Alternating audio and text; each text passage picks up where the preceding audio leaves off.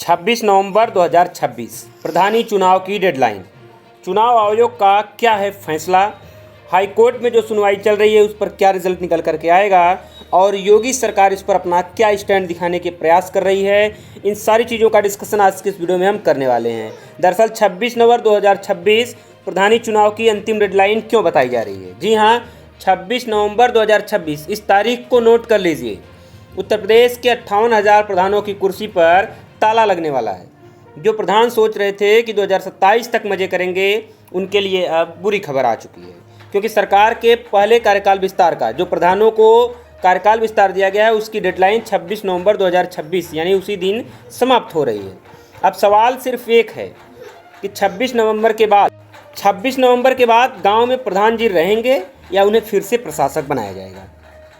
क्या चुनाव आयोग इसी बीच चुनाव की तारीखों का ऐलान कर देगा या फिर योगी सरकार और हाई कोर्ट के बीच में कुछ लेन देन अर्थात कुछ बातचीत मसौदा निकल करके सामने आएगा? मैं आपको इन सारी चीज़ों की जानकारी आज की इस वीडियो में देने वाला हूं, आप एंड तक बने रहिएगा। दरअसल योगी सरकार ने मौजूदा वर्तमान प्रधानों को कार्यकाल विस्तार देते हुए उन्हें अगला पंचायत चुनाव होने तक प्रशासक के तौर पर नियुक्ति दे दी है।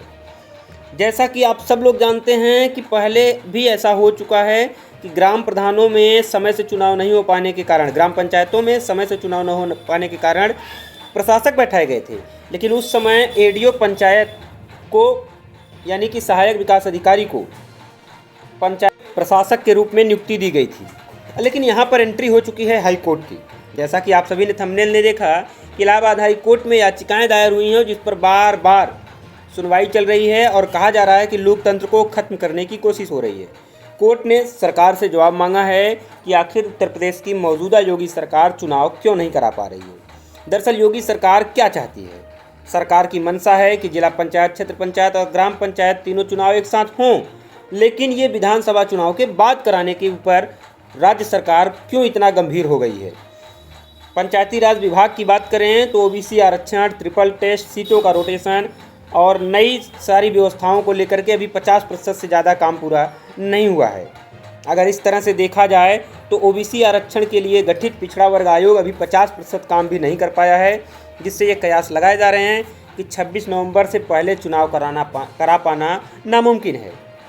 अगर ऐसा नहीं होता है तो 26 नवंबर 2026 एक तारीख नहीं बल्कि एक टर्निंग पॉइंट हो जाएगी और आपके ग्राम प्रधान को पुनः एक कार्यकाल में विस्तार दे दिया जाएगा और विधानसभा चुनाव तक उनका कार्यकाल बढ़ा दिया जाएगा। तो आपके गांव में प्रधान जी क्या कर रहे हैं? क्या विकास कार्य चल रहे हैं, टेंडर पास हो रहे हैं या अभी विकास कार्य ठप है?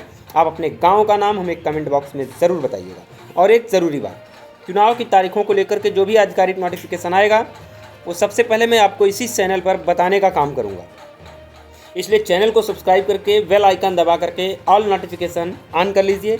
आपको क्या लगता है, प्रशासक बना करके योगी सरकार ने सही डिसीजन लिया है या 26 नवंबर 2026 को प्रधानी चुनाव की डेडलाइन मानते हुए योगी सरकार को इससे पहले ही यूपी में त्रिस्तरीय पंचायत चुनाव संपन्न करा लेना चाहिए? कमेंट बॉक्स में हमें ज़रूर बताइए। चुनाव आयोग के ऊपर और हाई कोर्ट के ऊपर फिलहाल सबकी निगाहें टिकी हुई हैं। तो मिलेंगे एक नई वीडियो के साथ। Till then goodbye, thank you.